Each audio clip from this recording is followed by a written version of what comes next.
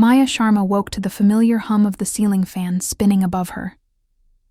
The morning light seeped through half-closed blinds, tracing faded lines across the beige walls of their apartment. Rohan, her husband of 7 years, was already dressed, sitting at the edge of the bed, tying his shoelaces with quiet precision. "Breakfast on the table," he said, without turning. "Thanks," she murmured, watching his back. Their conversations had become fragments, necessary but emotionless. The days, once filled with late-night laughter and spontaneous road trips, had given way to silent commutes and screen-lit dinners. Rohan was dependable, kind in the most structured sense, but the emotional presence he once exuded now felt like a closed door she no longer had a key to. At work, the hum was different. The office buzzed with the kind of energy Maya hadn't felt in years. Light-hearted sarcasm, team huddles, shared playlists humming faintly from someone's desk speaker. It was here, among the tapping keyboards and scent of roasted coffee, that Maya met Arjun Mehta. He wasn't the kind of man who turned heads immediately. He was understated, always in crisp shirts with sleeves casually rolled, his smile more thoughtful than showy. He worked in sales, 2 floors above her HR office, but found frequent excuses to visit. Their first real conversation happened at the printer, over a jammed tray and a sarcastic comment about outdated machines. "You'd think a company this big could afford a printer that doesn't eat paper for breakfast," he quipped. She chuckled, surprised by her own amusement. Maybe it's on a strict carb diet. That moment, small, seemingly inconsequential, was the beginning of something that neither of them named. In the weeks that followed, their encounters multiplied, sometimes deliberate, sometimes accidental. A shared elevator ride, a coffee. She didn't ask for but found on her desk with a sticky note, "Try this. No sugar, just like you said." A 5-minute conversation that stretched into 10, 15, until someone interrupted with real work. Arjun listened with an attentiveness Maya hadn't experienced in years. He asked about her ideas during a joint project, remembered her favorite. Author noticed when she changed the way she pinned her hair. Rohan never commented on her hair anymore, or her dress, or the small ways she tried to keep a spark alive at home. One Friday afternoon, while reviewing a performance file together in the conference room, Maya mentioned, almost absently, "Sometimes I feel like I live 2 lives. One at home, one here." Arjun didn't flinch. He closed the file gently, looked at her, not intrusively, but with a kind of quiet understanding that made her breath hitch. "Which one feels more like you?" She didn't answer. She didn't have to. By the time the office emptied out, and only the cleaners remained, Maya sat at her desk staring at her phone. Rohan had texted a reminder to pick up detergent. Nothing else. No, "How was your day?" or "Miss you." Just detergent. She stared at the message until the letters blurred. Arjun passed her on the way out, slowed, and said, "You should get some rest. You look heavy today." "Yeah," she said. "It's been a long week." He nodded, then hesitated. "You want to grab a coffee? Just as coworkers who've survived a brutal HR audit?" She considered it. For a moment, the idea seemed harmless. 2 colleagues winding down. But her heart beat faster. Not from guilt, from anticipation. "I shouldn't," she said finally, offering a polite smile. "Maybe another time." He didn't push, just smiled back with a quiet, "All right, take care, Maya," and left. As she gathered her things, her reflection caught in the darkened office window. She didn't recognize the look in her own eyes, half curiosity, half ache. That night, lying beside Rohan in the same bed they'd shared for years, Maya watched the ceiling and listened to his steady, sleeping breath. She wanted to reach for him, say something, anything, that would bridge the distance. But her hand stayed on her stomach, still and uncertain. And somewhere in the quiet, a seed took root, not of betrayal, yet, but of longing. A longing to be seen, to be heard, to feel again. The coffee invitation came again, this time on a Wednesday evening after a late meeting. Maya hesitated only briefly before nodding. The office had mostly emptied, and the streets outside were washed in the golden hush of sunset. They walked to a quiet cafe around the corner, a place with dim lights and the smell of cinnamon. Arjun ordered for them both. No sugar, just like before. Their conversation flowed easily. Films, childhood stories, opinions on leadership, the oddities of corporate life. But beneath the banter, something unspoken lingered, an emotional proximity. Neither had acknowledged, yet both felt acutely. "I haven't laughed like this in a long time," Maya admitted, stirring her coffee without drinking it. "Same," Arjun said, eyes locked on hers. "It's strange, isn't it? How two people can just click." She smiled, then looked away.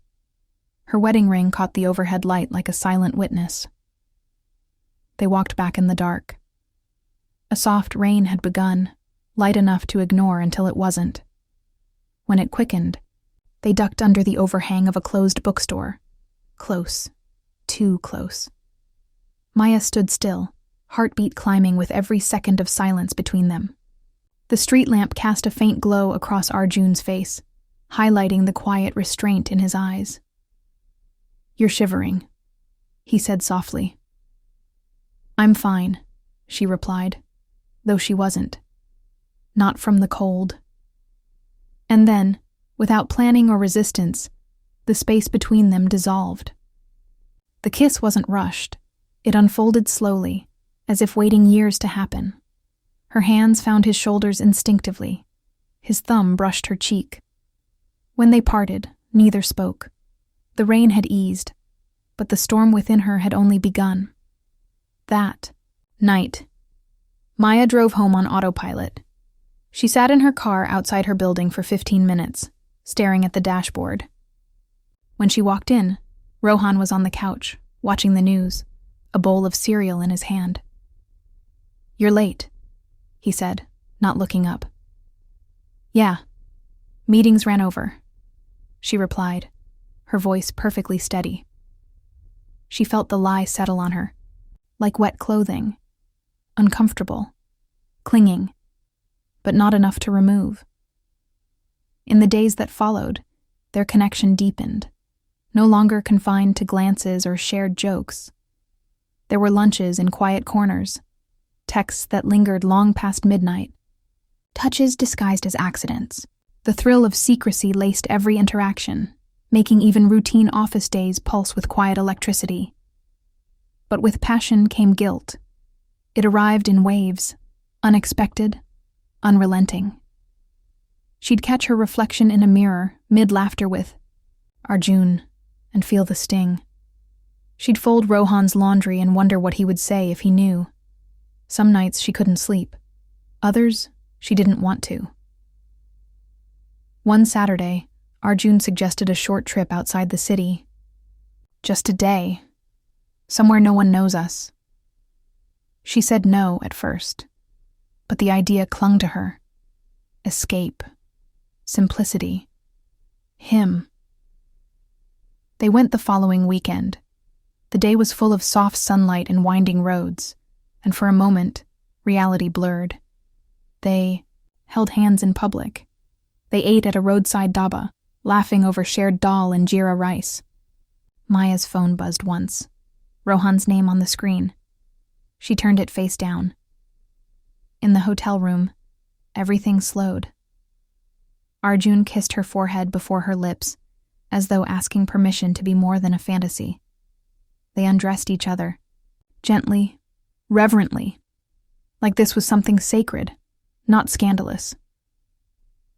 Afterwards, Maya lay beneath thin sheets, staring at the ceiling of a strange room, feeling more alive than she had in years, and more lost.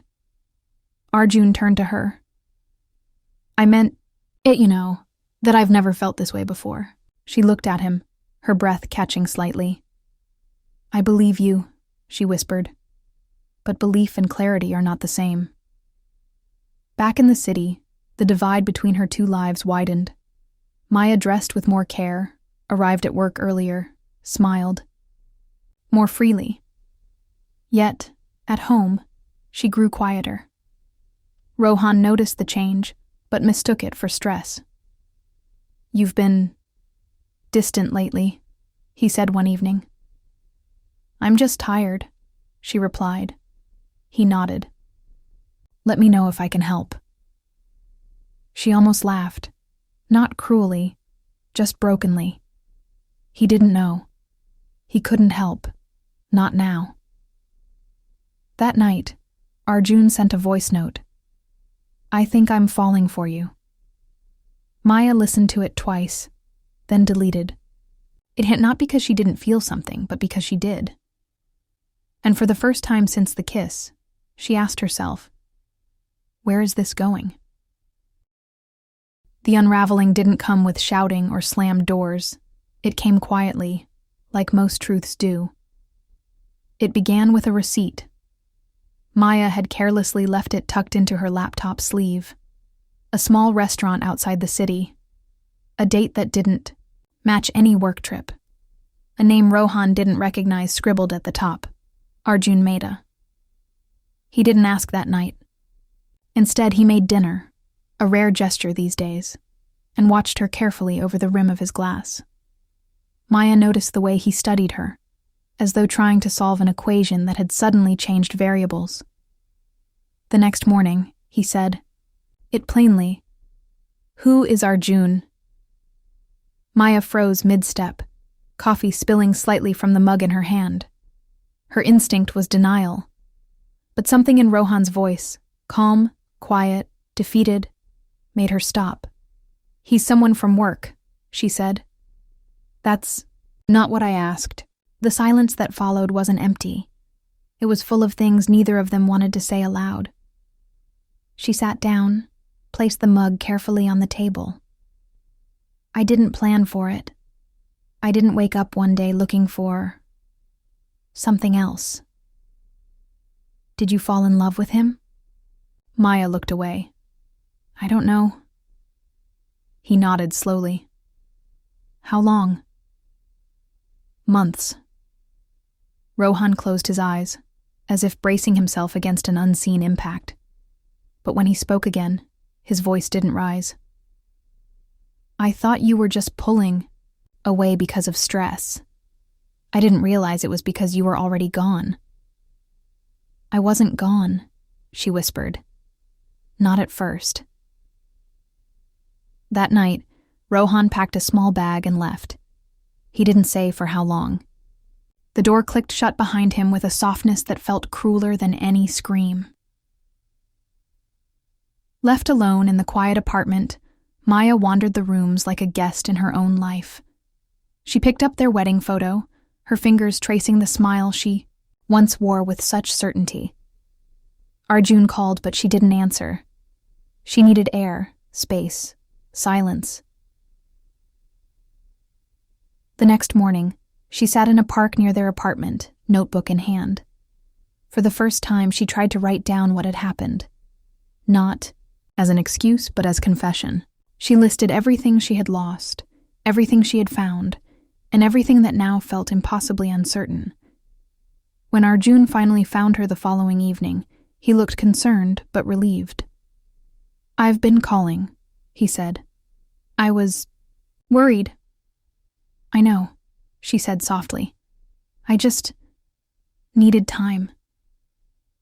He sat beside her on the bench, his hand brushing hers. Is it over? With him? She hesitated. He left. And us? He asked. Maya turned to face him. You've been good to me, Arjun. You made me feel seen again. And I'm grateful. truly. But I don't know if this is what I want, or if I just wanted not to feel alone.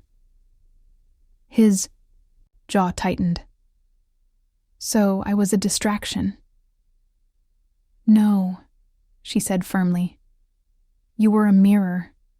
You showed me what I was missing. But you're not the fix. No one is. The truth hurt, for both of them.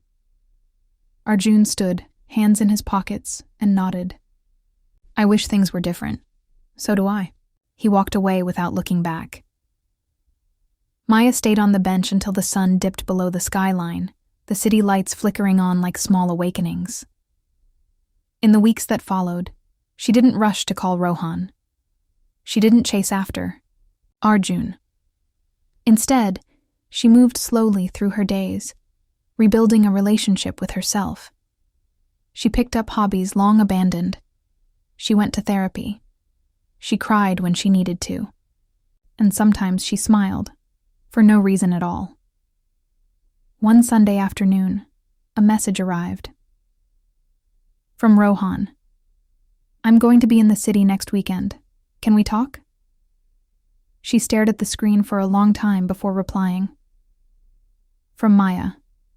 Yes, I'd like that tea. Not because she wanted to fix everything overnight, but because conversations had to start somewhere. And maybe, in that space between endings and beginnings, there was still something worth salvaging. Maya stood by the window, watching.